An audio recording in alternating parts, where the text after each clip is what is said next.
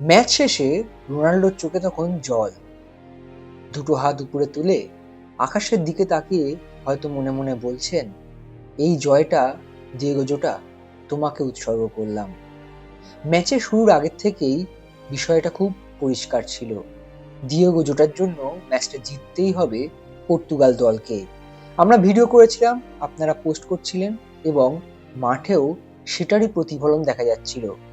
ক্রোয়েশিয়ার বিরুদ্ধে round of 32 match, বিশ্বকাপের এক গুরুত্বপূর্ণ ম্যাচ খেলতে নামলো ক্রিশ্চিয়ানো রোনাল্ডোর পর্তুগাল দল। ম্যাচ শুরুর আগে দুই দলের জাতীয় সঙ্গীত হচ্ছে। সেই সময় মাঠের ওই বড় জায়ান্ট স্ক্রিনে ফুটে উঠল ডিয়েগো জোটার ছবি। সেই ছবি দেখে তখনই মন খারাপ রোনাল্ডো নেভেসদের। রোনাল্ডোর চোখে তখনই প্রায় জল চলে এসছে। কোনো রকমে পর্তুগিজ মহাতারকা নিজের ইমোশনটাকে কন্ট্রোল করলেন। আসলে এনারা প্রত্যেকেই তো এক একজন প্রফেশনাল ফুটবলার, তাই কাছের মানুষকে হারানোর বেদনা ভুলেও ম্যাচটা যে খেলতে হবে তাদের, আর সেটাই দেখা গেল ম্যাচেও। ম্যাচটা নিয়ে যদি বলতে হয় অবশ্যই বলতে হবে খুবই উত্তেজনাপূর্ণ, বিতর্কিত কিংবা রুদ্ধশ্বাস একটি ম্যাচ। তবে ম্যাচে খেলার মান যে খুব ভালো সেটাও বলা যায় না। আসলে পর্তুগাল এবং ক্রোয়েশিয়া ম্যাচে ক্রোয়েশিয়া দল এভাবেই খেলে সাধারণত বিশ্বকাপে।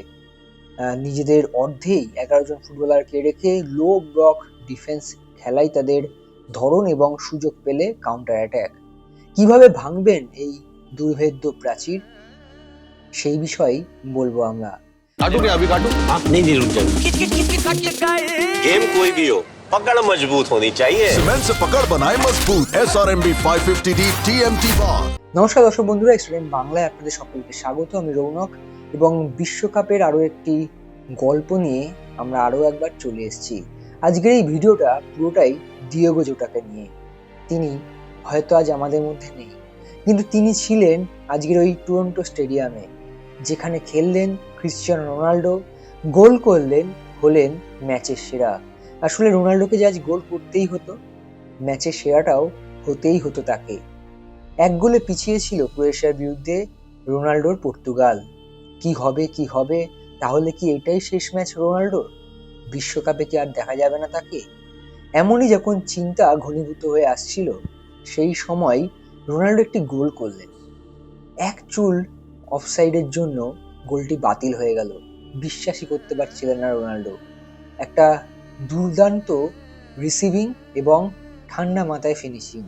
সেই গোলটা বাতিল হওয়ার পরেও যখন ক্রিশ্চিয়ানো রোনাল্ডো এবং পর্তুগালের ফ্যানেরা ভাবছিলেন তাহলে কি আমরা ডিয়েগোর জন্য যথাযথ শ্রদ্ধার্ঘ্যটা জ্ঞাপন করতে পারলাম না, ঠিক সেই সময় ঘটে গেল সেই ঘটনা।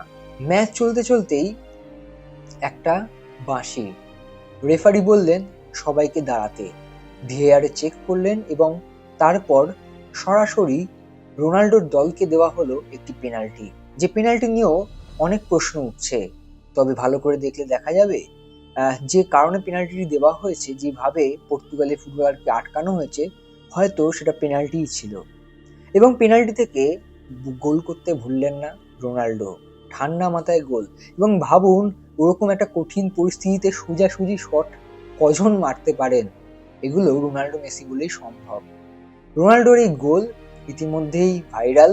রোনাল্ডোর গোল নিয়ে একদিকে যখন রোনাল্ডো ভক্তরা উদযাপন করছেন, তখন তার হেটাররা ট্রোল করছেন, কিন্তু রোনাল্ডো সেসবে পাত্তা দেন না। তিনি তার কাজটা করে ফেলেছেন। রোনাল্ডোর গোলে সমতায় ফিরল পর্তুগাল এবং তারপর কোচ রবার্তো মার্টিনেজ যে ডিসিশনটা নিলেন তা সকলকে চমকে দিল। কারণ ইতিমধ্যেই চারটি বদল এবং রোনাল্ডোকে তুলে নেওয়া, সবাই চমকে গেলেন। রোনাল্ডো, ব্রুনো ফার্নান্ডেজ, দলের যারা ম্যাচ উইনার তাদেরকে তুলে নেওয়া, এবং ক্রোয়েশিয়ার মতো দল যারা গত বিশ্বকাপেও দেখা গেছে যে তারা প্রত্যেকটা ম্যাচ 120 মিনিটে নিয়ে গিয়ে পেনাল্টি শুট আউটে নিয়ে গিয়ে ম্যাচ জিতে, সেখানে বিশ্বের অন্যতম সেরা দুজন পেনাল্টি টেকারকে তুলে নেওয়া, অর্থাৎ রোনাল্ডো এবং ব্রুনো ফার্নান্ডেজ, তাদেরকে তুলে নেওয়া কিন্তু একটা রিস্কি অপশন ছিল। কিন্তু এই ক্রোয়েশিয়া দলকে ভাঙতে হলে যে সময় গোলটি করলো পর্তুগাল দল, সেই সময় যেটা দরকার ছিল সেটা হচ্ছে মিডফিল্ডে লোক বাড়ানো, হাই প্রেসিং করা, যেটা রোনাল্ডোর পক্ষে সত্যিই সম্ভব ছিল না। একজন 41 বছর বয়সী ফুটবলার, এমনিও তিনি ফরওয়ার্ড পজিশনে খেলেন, এমনিও তিনি ওই লোডটা এখন নিতে পারেন না যেটা একজন 21 বছর বয়সী ফুটবলার নিতে পারবে। আর সেই কারণেই নামানো হলো গঞ্জালো রামোসকে।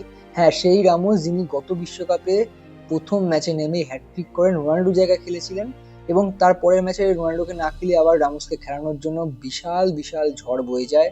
সেইবার কোয়ার্টার ফাইনালে মরক্কোর কাছে হেরে বিদায় নিয়েছিল পর্তুগাল দল। কিন্তু এবারে আর কোনো ভুল ত্রুটি নয়, রোনাল্ডো জায়গায় যে নামলেন তিনি জয়সূচক গোলটি করলেন।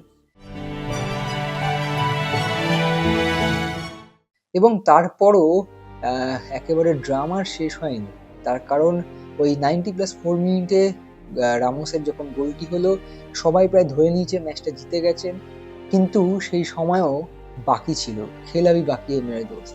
ক্রোয়েশিয়া গোল দিল একেবারে বলা যেতে পারে 100 মিনিট টপকে যাওয়ার পর, কিন্তু সেই গোল আবারও রেফারি বললেন সবাই দাঁড়াও, কারণ গোলটি অফসাইড হলো। এবার এখানে একটু বুঝিয়ে দেওয়া যাক কেন অফসাইড হলো, এটা নিয়েও অনেক বিতর্ক হচ্ছে।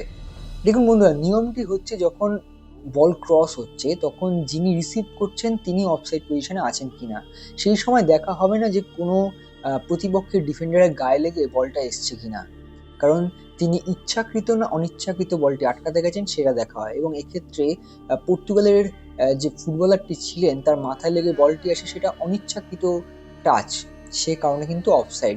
এখন প্রশ্ন উঠছে যে বলটা আসার সময় যে হেডটা ক্রোয়েশিয়ার ফুটবলার করেছিলেন সেটা কি আদৌ মাথায় টাচ হয়েছে?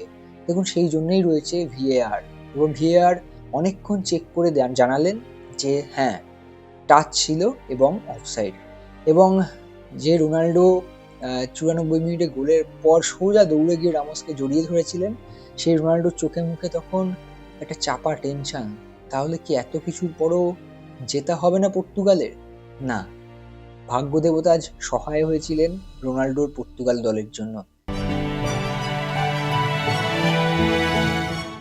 ভাগ্যদেবতা কিনা জানি না, তবে দিয়েগো জোটার আশীর্বাদ বা দিয়েগো জোটার ভালোবাসা তো অবশ্যই ছিল, না হলে এরকম একটা ম্যাচ যেখানে বারংবার সুযোগ এসেছিল ক্রোয়েশিয়ার গোল করার বা রোনাল্ডোর পেনাল্টি থেকে গোল করা, রামোসের নেমেই গোল করা, এগুলো হয়তো ভাগ্যে লেখাই ছিল। আর সেই কারণে শেষ বাঁশি বাজলো, ম্যাচ জিতে গেল পর্তুগাল দল। এরপরে আমরা কি দেখলাম? এরপরে আমরা দেখলাম যে পর্তুগাল দল সারিবদ্ধভাবে গোটা দলের ফুটবলাররা তারা পর্তুগালের যে স্ট্যান্ড ছিল, যেদিকে দর্শকরা ছিলেন পর্তুগালের, সেদিকে সবাই এগিয়ে গেলেন এবং 21 নম্বর জার্সি পর্তুগালের সেটা হাতে তুলে ধরলেন রোনাল্ডো। এই 21 নম্বর জার্সিটাই ছিল দিয়েগো জোটার। নিজের ভাইয়ের মতো ছিলেন দিয়েগো জোটা। দিয়েগো জোটা সবসময় আগলে রাখতেন রোনাল্ডোকে। এখন যেমন দেখেন দিয়েগো দালোত কিংবা রাফায়েল লিও কিংবা অন্যান্য ফুটবলারদের সবসময় আগলে রাখেন রোনাল্ডোকে, ঠিক সেরকমই ছিল সবার প্রথম হয়তো ওই দুই সঙ্গী, একজন পেপে আর একজন ছিলেন দিয়েগো জোটা। সেই দিয়েগো জোটার জার্সিটাই নিজে পরে নিলেন রোনাল্ডো। পরেই দুটো হাত উপরে তুলে কিছু একটা বললেন এবং তারপরই দেখা গেল চোখে হাত দিতে, চোখের জলটা মুছলেন, নিজের ইমোশনটাকে কন্ট্রোল করলেন, তারপর এগিয়ে গেলেন দর্শকদের দিকে, করমর্দন করলেন। আজ কোনো বাড়তি উচ্ছ্বাস নয়, আজ এই জয়টা শুধু উৎসর্গ করাই তাদের কাজ ছিল এবং সেই কাজে তারা সফল। আর তারপর সেই জার্সি নিয়ে গোটা দলের ফটো সেশন। আজ সত্যিই দিয়েগো জোটা যেন মাঠে ছিলেন, ওই 27+1 যেভাবে স্কোয়াড ঘোষণা হয়েছিল ঠিক সেভাবেই। আজ কিন্তু ভালো করে দেখলে বুঝতে পারবেন যে প্রত্যেকের হাতে কিন্তু ওই ব্রেসলেটটাও ছিল, যেটা অন্যান্য ম্যাচে আপনারা স্বাভাবিকভাবেই সব সময় দেখতে পেতেন না, কিন্তু আজ সর্বক্ষণ সঙ্গী ছিল রোনাল্ডো ব্রুনোদের। এবং দিয়েগো জোটা তিনি এইভাবেই থেকে যাবেন পর্তুগাল দলের সঙ্গে আজীবন। এবং যেভাবে সবাই বলছিলেন রোনাল্ডোর জন্য বিশ্বকাপ জিততে চাই, এবং রোনাল্ডো এবং তার সঙ্গীরা বলছিলেন যে দিয়েগো জোটার জন্য এই বিশ্বকাপ জিততে চাই। বিশ্বকাপ যেতে হবে কি হবে না পরের কথা, কিন্তু রাউন্ড অফ 16-এ পৌঁছে গেল পর্তুগাল। প্রতিপক্ষ এবার শক্তিশালী স্পেন, লামিন ইয়ামালের স্পেন, যাদের বিরুদ্ধে কিন্তু সাম্প্রতিক সময়ে জয় পেয়েছিল এই পর্তুগাল দল। এখন দেখার দিয়েগো জোটার ভালোবাসা নিয়ে, তাকে শ্রদ্ধা জানিয়ে আরও কতটা এগিয়ে যেতে পারবে পর্তুগাল দল। আপনারা আপনাদের মতামত জানাবেন, অফসাইড থেকে শুরু করে পেনাল্টি সব ডিসিশন নিয়ে আপনাদের কি মত, এবং দিয়েগো জোটাকে অবশ্যই সম্মান জানিয়ে দিতে ভুলবেন না এই ভিডিওতে, এবং ভিডিওটি লাইক করবেন, শেয়ার করবেন, সাবস্ক্রাইব করবেন, ফলো করবেন এবং এভাবেই আমাদের পাশে থাকবেন। অসংখ্য ধন্যবাদ, নমস্কার। extra time.